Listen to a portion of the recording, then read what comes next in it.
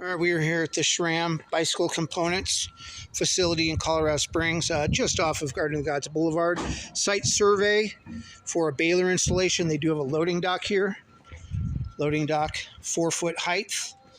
Truck access is good. Inside the Baler is going to be installed inside the dock door. Off to the side, there are no ceiling obstructions. Forklift access is good. Okay, so we come over here.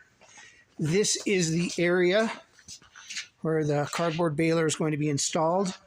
The disconnect is not connected to the electrical service panel yet. This is not a fused disconnect. The wiring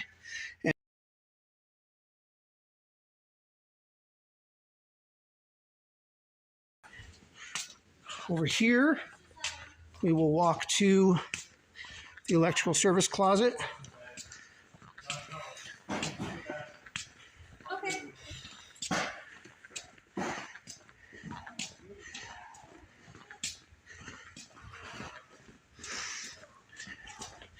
Which is over here. We were advised that this is going to be the service panel for the baler. You can see the wiring for the baler is not yet connected or terminated into this box, and nothing has been labeled yet